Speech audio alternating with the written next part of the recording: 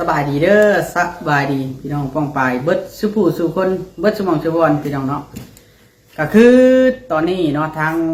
กระแสสังคมก็คือเป็นด้านลบเกือบทั้งหมดเนาะพี่น้องสำหรับมันเหตุการณ์ก็คือข่อยเบาลิในนามผู้เป็นลูกผู้เสียชีวิตที่ทางครอบครัวได้เผารถให้เพิ่นเนาะ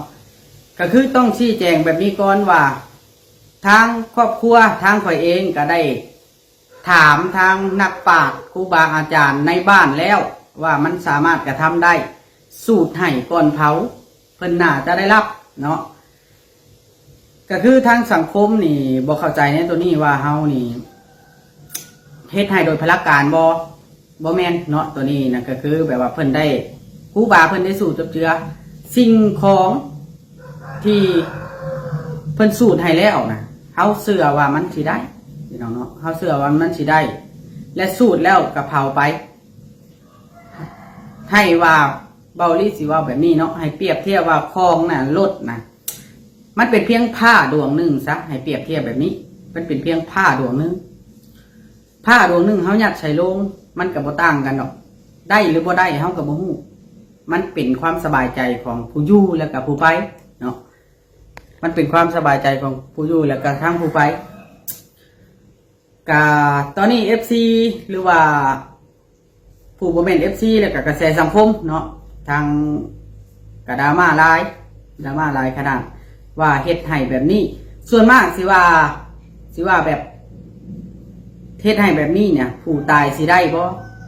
อันนี้นะทางครอบครัวหรือว่าทางเฮาเองก็บ่ฮู้ว่าได้หรือบ่ได้เนาะทางเฮาเองนี่ก็บ่ฮู้ว่าได้หรือบ่ได้เพราะว่าเฮาก็บ่เคยตายมาก่อนและอีกอย่างนะเพราะว่าเฮาก็ได้ถามนักปราชญ์อาจารย์เพิ่นแล้วว่าสูตรแล้วส่งไปให้แล้วเผาให้เลยก็ได้เฮาก็จำคำตัวนั้นเฮาก็บ่ได้ไปหาถามทุกวัดและก็บ่ได้ไปหาถามทุกอาจารย์เนาะเฮาก็เอาแต่ถามครูบาอาจารย์ภายในหมู่บ้านภายในเขตบ้านถ้าสมมุติว่าครูบาอาจารย์เพิ่นอาจารย์นักปราชญ์เพิ่นว่าถ้าให้แบบนั้นมันบ่ได้ทางเฮาก็สิบ่ให้แบบนั้นหนึ่งคือความสบายใจของครอบครัวสองคือมันเป็นความเชื่อส่วนพื้นภูมิภาคหรือว่าพื้นที่เนาะบางคนกับเผาพัดลมบางคนกับเผาสาดไม้มอนไม้ไปให้มันก็บ่แตกต่างกันในความเป็นจริงมันบ่แตกต่างกันถ้าแต่คิดว่ารถนี่มันอาจจะมีมูลค่าบ่สำหรับบางคนเนาะสำหรับบางคนอาจจะมีมูลค่าหลายบ่หรือว่าจังใดจังคอมเมนต์ดราม่าแต่ว่าสำหรับมีมูลค่ากับมีมูลค่านะเอาพี่น้องเอ้ยบ่ต่ำกว่า20-30 ล้านว่าซั่นซะเนาะแต่ว่าพ่อเฮาแท้ๆนะผู้มูลค่าหลายกว่าสำหรับตัวเฮานี่มูลค่าหลายกว่า20-30 ล้านพ่อเฮาตอนยังเป็นนี่เพิ่นได้บอกเฮาว่าถ้าเป็นไปได้รถคันนี้นะพ่อขอไปบ่แม่นว่าเราคิดที่ได้ที่เราขอไปนี่มันเป็นรถเราใช้งานคู่มือเนาะมันเป็นรถเราเองใช้งานคู่มือแล้วก็รถคันนั้นน่ะมูลค่าน่ะมันบ่ได้สูงขนาดที่ว่าสิให้บ่ได้เนาะมันบ่ได้ถึงกันรถคันนั้นน่ะบ่ได้ฮอด50 ล้านดอกคันขายนะบอกรถบ่ฮอด50 ล้านเลยแต่ว่ามันเป็นรถของเราเบาลิเชื่อเลยว่าพ่อแม่เพิ่นสิขอหยังจากลูกนะสิ่งที่เพิ่นขอนะต้องเป็นสิ่งที่ลูกให้ได้เพิ่นถึงขอบ่มีไผสิขอแนวที่สิ่งที่ลูกเมียให้บ่ได้เชื่อว่านี่จักแล้วคันพ่อไผเป็นจังไดก็บ่ฮู้แต่ว่าสังคมซุมื้อนี่เฮาก็อยากให้เกียรติกันเนาะให้เกียรติกันว่าให้เกียรติการตัดสินใจของกันว่าและกันว่าสิ่งใดที่ว่ามันพอให้เกียรติกันได้ก็บ่อยากให้สังคมคิดเอียงเกินไปบ่ให้สังคมมันโจมตีมาทางด้านที่ว่ามันบ่ค่อยโอเคเนาะการสูญเสียมันก็บอบช้ำพอแล้วล่ะแต่ว่าสังคมก็ยังมาลงว่าปัญญาอ่อนบ่จังซั่นจังซี่น่ะมันแม่นสิ่งใดที่ปัญญาอ่อนก็แม่นเบิดความงมงายนี่คือความปัญญาอ่อนเพราะว่าสิ่งใดที่บ่มีใครตายแล้วไปเห็น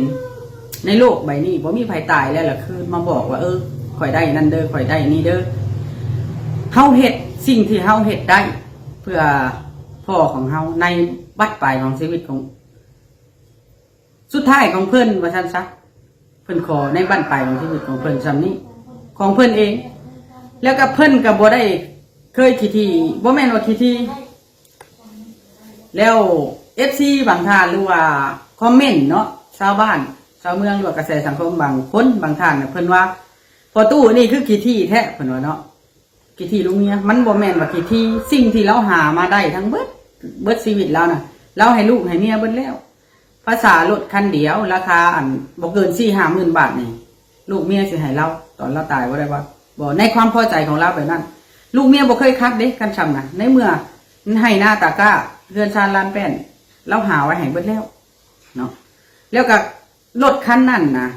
ว่าง่ายๆซะทางครอบครัวน่ะบ่อยากเห็นอีกบ่อยากเห็นอีกเลยก็เลยเผาถิ่มไปเลยเผาถิ่มเฮาบ่ฮู้ว่าสิได้หรือบ่ได้แต่ว่ามันเป็นความสบายใจของทั้งครอบครัวพร้อมแล้วก็ทางเบาลี่นำนี่ก็ทั้งผู้ไปพออยู่น่ะสบายใจเบิดแล้วก็ทางนายบ้านการจะตั้งบ้านเพิ่นก็บ่ได้ว่าได้ติติ่งแนวใดว่าอย่าเผาเด้อจังซั่นจังซี่ผิดกฎหมายบ่ก็ซักอันการจะตั้งบ้านทางบ้านเพิ่นก็บ่ได้ว่าเฮาเฮ็ดสิ่งที่เฮาพอใจในครอบครัวและก็สิ่งที่พอใจสิ่งที่เฮ็ดได้เนาะ FT บางท่านหรือว่าชาวบ้านประชาชนคอมเมนต์นี่เฮาบ่ได้ว่านั่นดอกแต่ว่าอยากให้เข้าใจในมุมมองว่าความสูญเสียและก็การสั่งลาความหักความแพงของครอบครัวนี่ต้องเข้าใจตัวนี้อย่าเอาความเชื่อเจ้าของนะแล้วแบบ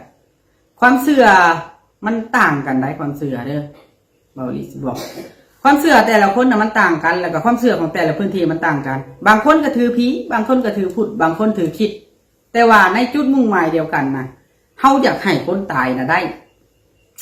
แล้วบ่มีไผผิดไผถูกเนื้อข้อนี้ความเชื่อบ่มีไผผิดไผถูกทุกอย่างคือสิ่งงมงายแต่ว่าเฮ็ดแล้วผู้อยู่สบายใจนั่นคือเป็นผลสำเร็จแล้วได้บ่ได้เฮาบ่ฮู้ดอกเพราะว่าเฮาก็เองก็บ่เคยตายเด้แล้วก็ผู้ที่อันว่าฮู้จักอหลีนะเพิ่นก็ได้ศึกษามาคือกันอันนี้ก็เฮาก็บ่ฮู้ว่าเพิ่นสิได้หรือบ่ได้แต่ว่าเฮาก็ได้ถามนักปราชญ์อาจารย์เพิ่นคือกันเนาะสิ่งใดที่ทางเบาลิกับครอบครัวหรือว่าผิดพลาดประการใดก็ต้องขอโทษขออภัยแต่ว่าอยากขอร้องแบบนี้ว่าอยากให้สังคมหรือว่าสังคมใน Facebook เนาะสังคมใน Facebook นี่แหละให้เกียรติซึ่งกันและกันและก็การตัดสินใจของกันและกันบ่ให้เว้าจังซั่นอย่างนี้มันก็มีหลายรูปแบบตายไปแล้วบางคนก็ได้โรงงามก็มีโรงราคา10 ล้าน20 ล้านก็มีที่จริงเขาเอาไปจูดถิ่มซื้อแต่ว่าทางครอบครัวพอใจ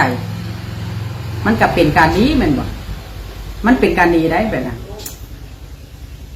มันเป็นการดีที่ว่ามันพอใจทั้งผู้อยู่และผู้ไปนะมันสิดีเบิดกันเป็นแบบนั้นแล้วก็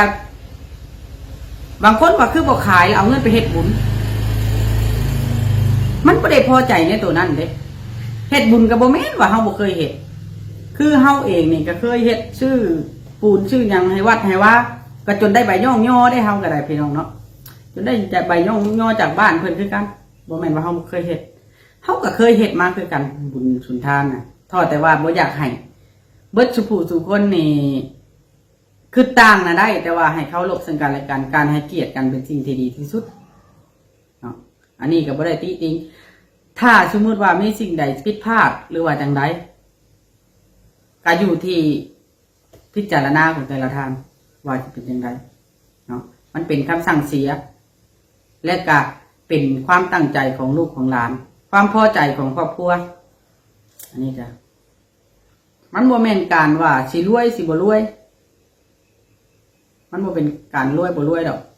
ถ้าบ่อยากเบิดเงินจักดิน้ำผู้ตายน่ะห่อใส่ชาติเก่าแล้วก็ไปจูดเลยก็ได้ถ้าบ่อยากเบิดเงินจักดิได้จัดงานศพแต่ละงานนี่บ่เกี่ยวเด้อว่าเป็นพ่อเบาลี่เองแต่ละงานชาวบ้านนี่ไว้เบิดบ่ต่ำกว่า20 ล้านแต่ละคนน่ะคันบ่อยากเบิดจักดินะแม่นห่อใส่ชาติแล้วก็ไปจูด แล้วก็สิ่งทุกอย่างหม้อแห้งแต่กระโปงกระเคนเขาวัดอันนี้คนนี่ส่วนมากที่ยึดติดกับสิ่งของว่าสิ่งนั้นสิ่งนี้มีประโยชน์นี่บ่ต้องเผาแบบนี้นะมันเป็นความพอใจของผู้อยู่และผู้ไปก็อยากขอความกรุณาเบิดสุผู้สุคนเนาะอันนี้ก็สิ่งนี้อันนี้ก็เป็นคำชี้แจงและก็บอกเราให้พี่น้องเบิดสุผู้สุคนบ่ให้ดราม่าถ้ามีอีหยังอยากสอบถามหรือว่าทักทายถามก็ทักมาทางแฟนเพจได้หรือว่าทาง Facebook หรือว่า LINE ก็ได้มีครบทุกช่องทางเนาะบ่าวโอลิหรือว่าจานโอชาแนลสำหรับ